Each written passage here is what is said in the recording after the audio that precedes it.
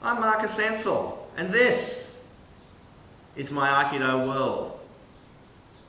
I wondered how a martial art affects someone over the course of their life, how it transforms them physically and psychologically. And I realised long ago when I knew this man, Arthur Morshead, who was the head of the Australian Olympic judo team, that you could tell how this art affected them by the physical and mental evidence that was left in the older folk in that art. And Arthur had these shins that were gnarled from receiving the ashibarai, which is a foot sweep, countless times on his legs, and the skin and the bones were all knotted from all of that usage. And at Jack Rennie's gym, which was the boxing gym where Lionel Rose, our first boxing world champion, used to train, and he was an ambassador for the Koori people. Along the bench next to the ring there was all of the old fighters who used to sit, and they all gnarled ears and beetly brows, and their noses spread across their faces like margarine. And I wondered how they would choose to continue fighting when that was the outcome. And in fact, they never talked.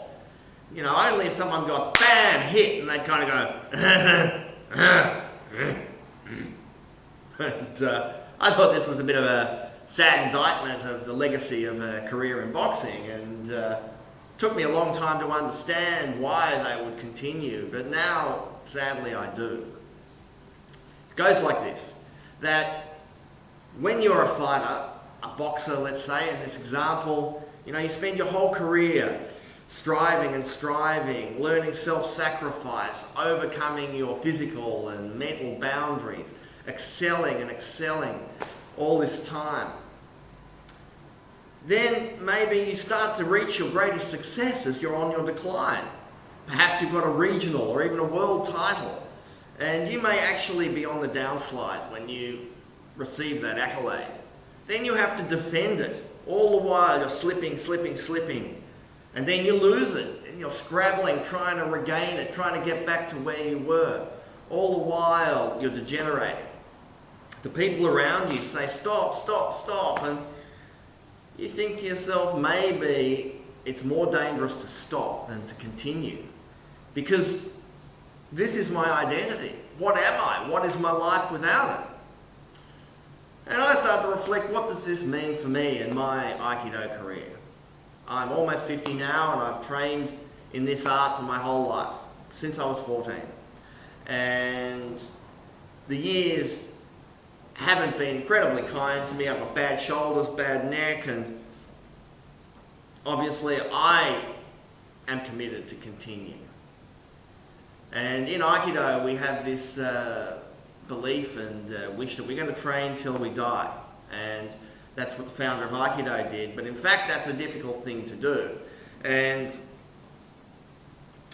I was once at this physiotherapist, and he said, when did you injure your neck? And I said, I've never injured my neck.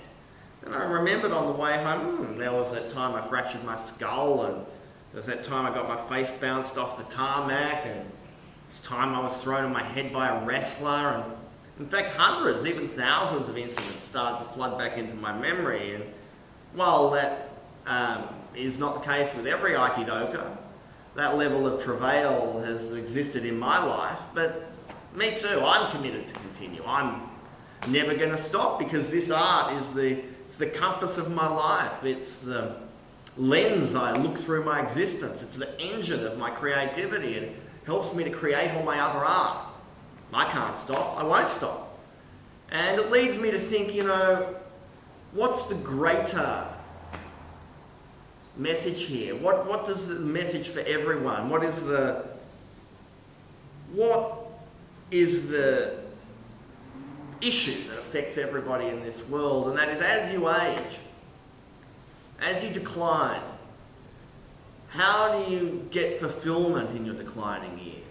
We're all on this freight train to our doom. We're hurtling along, and it's gathering speed as we get older.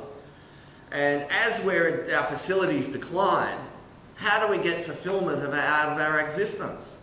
As the shadows close in on us, how do we remain fulfilled? as the darkness envelops us.